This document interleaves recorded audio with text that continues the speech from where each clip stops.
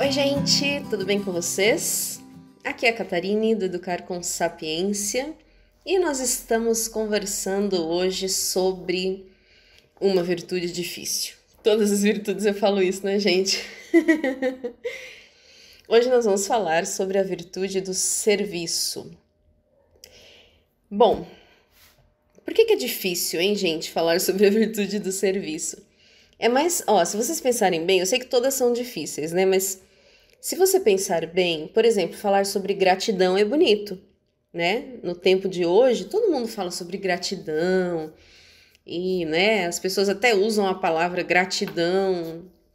Antigamente todo mundo falava, né, obrigado, agora as pessoas falam já direto gratidão, enfim. O problema do serviço é que é impopular, né? Eu acho que quando a virtude é popular é mais fácil a gente todo mundo acha bonito você fazer aquilo, você ensinar aquilo para as crianças. Agora, no caso do serviço, é uma dessas impopulares, porque nós vivemos em um tempo em que o foco não é você servir aos outros, mas você ser servido, né? E eu sei que no mundo empresarial, há um tempo atrás, começou a surgir, né, essa coisa do líder servo e falar-se sobre essa coisa de que nós estamos aqui para servir as pessoas e tudo mais. Mas assim, né, comparando a ideia com a prática e com o contexto em que nós estamos, muito mais você vai ver as pessoas te incentivando a você ser o primeiro, né? Você se colocar em primeiro lugar, percebe as coisas, né, como você merece. Enfim, as propagandas fazem isso e tudo mais, né? Então, serviço é uma virtude que tem dupla dificuldade, como outras também, mas assim, por um lado, a gente já está num contexto em que todo mundo vai te dizer que você tem que ser servido. Você tem que exigir que as pessoas façam do seu jeito. É até engraçado, só fazendo uma observação aqui. Quem mora em São Paulo, inclusive, está acostumado com um tipo de serviço, né? E quando você vai para o interior, quanto mais interior você vai, mais você acha estranho se você é de São Paulo mesmo, né? Porque, em geral, o paulistano ou a pessoa que mora, né, em São Paulo, ela é exigente. Então, ela quer que o serviço seja bem feito. Isso faz com que realmente as pessoas trabalhem de uma forma um pouco mais, enfim, né, mais prestimosa, assim. E mais para o interior, não existe, as pessoas são mais tranquilas quanto a isso, né? E às vezes quem está acostumado com o serviço aqui eu estou dizendo com o serviço que as pessoas oferecem, tá? Nos estabelecimentos comerciais, por exemplo, em São Paulo, fica meio assim, gente, né? Como pode? Que demora, que má vontade, enfim. E quem vem do interior para São Paulo fica surpreso. Eu lembro uma vez que uns amigos meus ficaram assim, absurdados quando a gente saiu de um congresso, eles foram na padaria. E assim, as pessoas fazem as coisas com muita agilidade, né, em São Paulo. E eles disseram assim: Meu Deus do céu, o negócio já tá pronto. Se fosse lá na minha cidade, não vou nem falar qual a cidade deles, mas se fosse lá, nossa, o pessoal demora e nem olha na sua cara, e enfim, né? Só que o que eu quero dizer com isso? Eu quero dizer que a pessoa que é da cidade grande, especialmente São Paulo, talvez outras capitais, você está acostumado a ser servido e no seu padrão. Então, assim, se a pessoa não fez do jeito que você gosta, você já demonstra que você não está satisfeito, você vai reclamar com não sei quem, você chama o gerente, enfim. Isso faz com que a gente se acostume com a ideia de que, assim, eu estou pagando, você tem que me servir e me servir com alta qualidade. Por que isso é ruim? Porque isso é o oposto de nós desenvolvermos essa virtude de servir aos outros. Percebe? Então, nós estamos num contexto em que você é incentivado a exigir um bom serviço quando você paga por aquilo. Às vezes a pessoa nem paga, mas ela está exigindo um bom serviço. O que não quer dizer, né, gente? Não vou tirar aqui a coisa de que nós devemos prestar bons serviços, porque aí entra a virtude da diligência, né? Eu estou dizendo do outro lado, quando eu estou do outro lado do balcão, digamos assim. Então, uma coisa que eu sempre dou como exemplo nessa questão é quando você vai com as crianças no shopping. Lá no shopping, se você vai... vamos na praça de alimentação, vamos comer um lanche. Você pegou a sua bandeja, terminou de comer, está lá o seu copo. Existe um lugar onde você pode levar a bandeja, né? É o lugar onde se coloca lá, joga o lixo, enfim. Só que algumas pessoas, elas estão tão acostumadas, assim, a essa coisa de ser servido, que elas vão deixar ali em cima da mesa. E as próprias crianças, hoje, elas já crescem com a ideia assim, não, tem o pessoal da limpeza, tem o pessoal da faxineira lá para fazer isso, eu não tenho que ficar carregando. E é engraçado que as pessoas também, assim, se surpreendem às vezes, quando você, mesmo que não seja no shopping, você comeu numa lanchonete qualquer e você leva o pratinho, né, lá no balcão, joga o lixinho ali e entrega para a pessoa o prato vazio, e a pessoa fica até meio assim, nossa, não precisava, moça, porque ela sente, assim, que você está fazendo o serviço dela. Só que, quando você faz isso, essa atitude tão simples de recolher o que você sujou, né, gente? Poxa vida, você comeu, você sujou, o que custa, né? Você jogar o lixinho, tem ali o baldinho do lixo, geralmente, né? E você levar lá o pratinho já vazio, não custa absolutamente nada, né? Mas é uma forma de você demonstrar que, assim, olha, não tem problema, eu sei que é o seu serviço, mas não me custa nada fazer isso para te ajudar. Não me custa nada pegar e jogar o lixo que né, eu comi aqui. Então, esse é um exemplo que eu gosto de dar, porque isso mostra, assim, nós estamos vivendo num contexto em que nós acostumamos com a coisa de que tem quem faça, eu não tenho que fazer isso. E às vezes você pode perceber isso dentro de casa. Olha só, eu já trabalhei com crianças de muitos contextos diferentes, tá? Trabalho com crianças há mais de 25 anos, né? Então já foram vários tipos de situações em que eu lidei. E eu me lembro quando eu comecei a trabalhar com crianças de um contexto um pouco, digamos assim, uma vida melhor, né? Socialmente falando, uma vida mais confortável, enfim. E eu fiquei surpresa com o quanto as crianças hoje já crescem desde muito pequenininhas, dependendo até, né, da classe social, assim, com a convicção e a plena certeza de que as pessoas têm que fazer as coisas por elas, assim. Então, gente, eu já ouvi coisas como... Eu lembro um dia que eu estava exatamente falando sobre serviço com as crianças e dando esse exemplo de fazer as coisas em casa, né? O que você faz para ajudar na sua casa?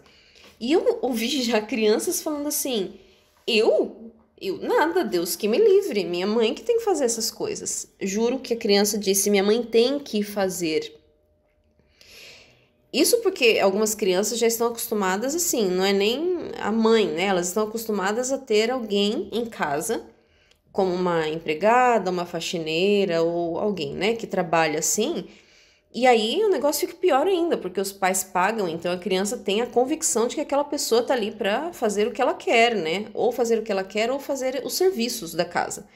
Então, onde já se viu eu limpar banheiro? Deus me livre, eu já ouvi isso muitas vezes. Deus que me livre, que nojo. E eu ficava assim, gente, você não usa o banheiro? Por que outra pessoa tem que ir lá e limpar o banheiro e você não pode? Ué, porque ela é faxineira.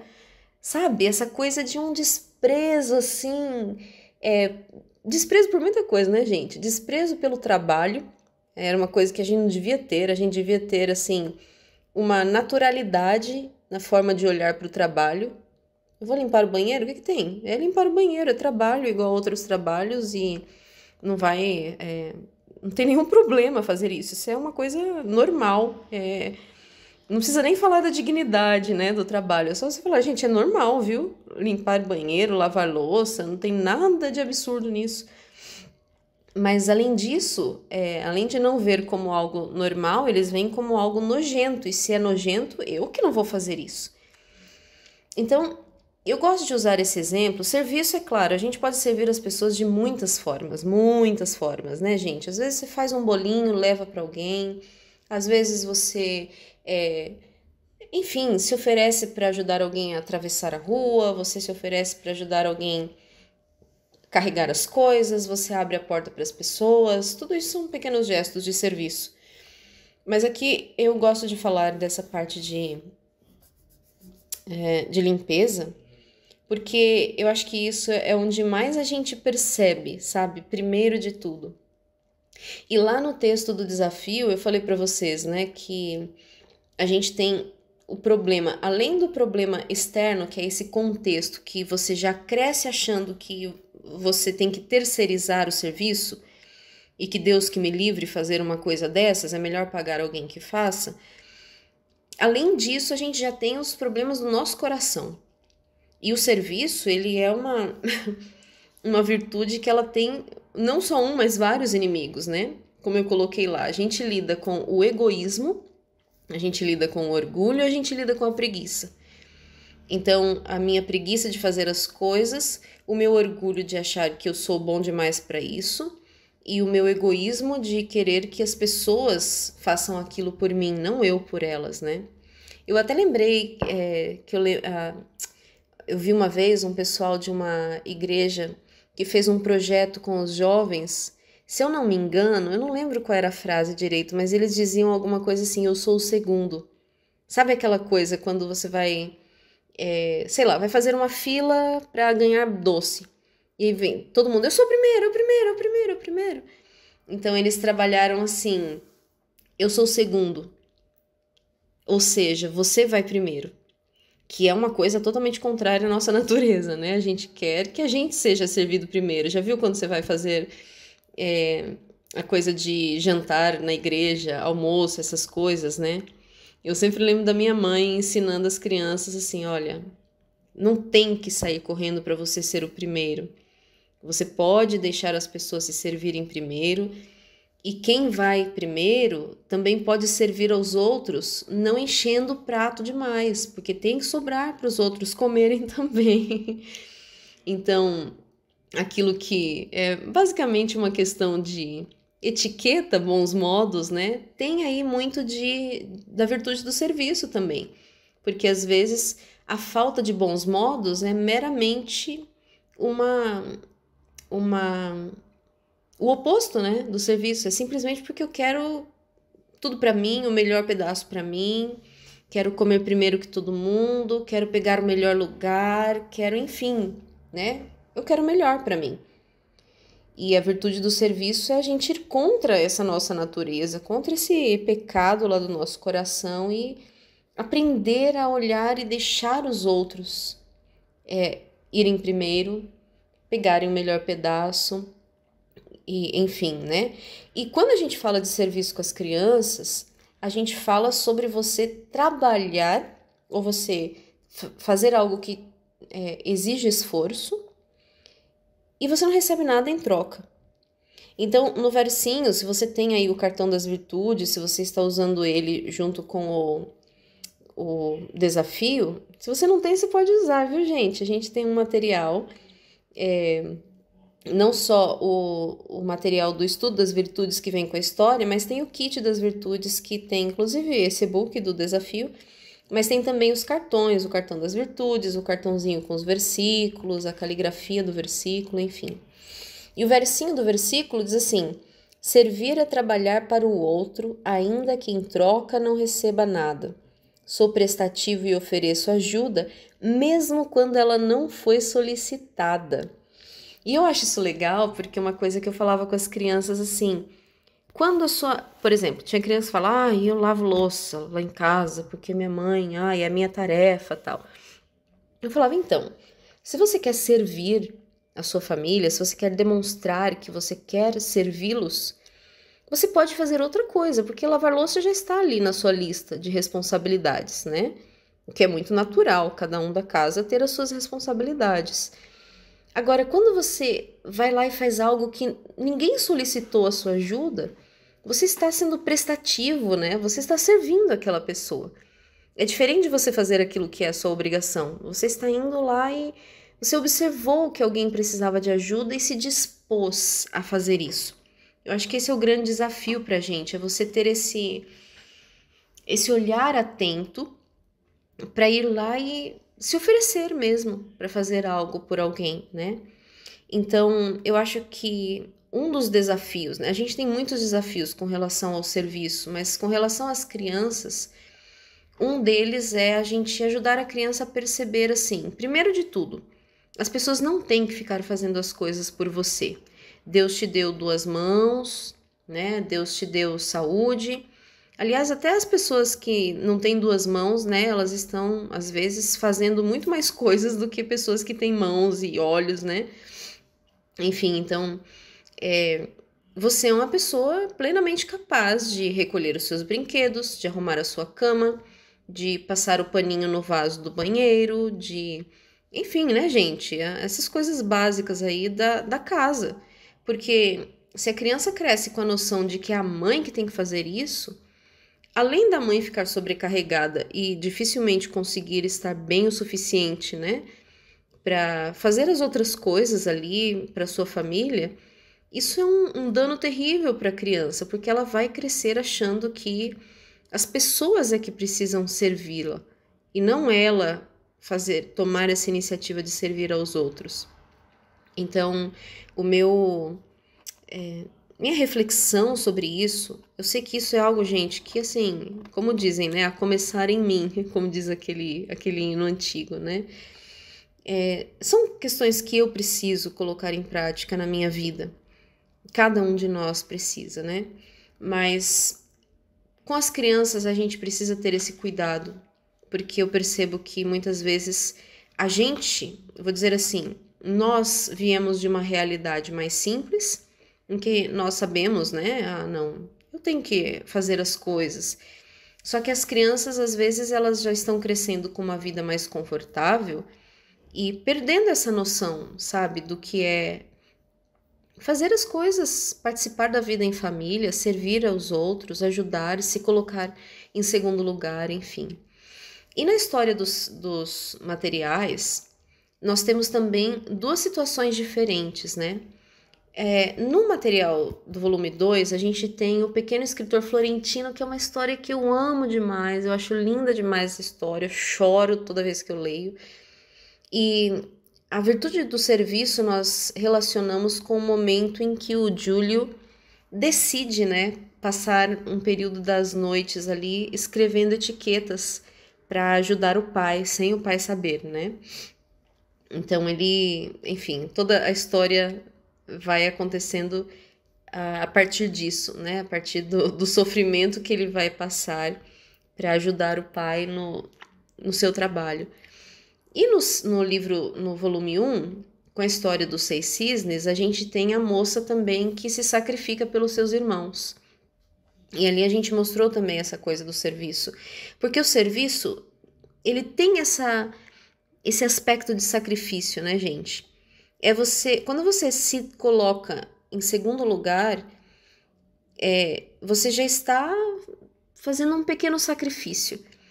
Na história, a gente viu dois sacrifícios grandes, né? Tanto que o menino passou, o pequeno escritor Florentino, quanto a moça, a princesa lá da história dos 6 cisnes.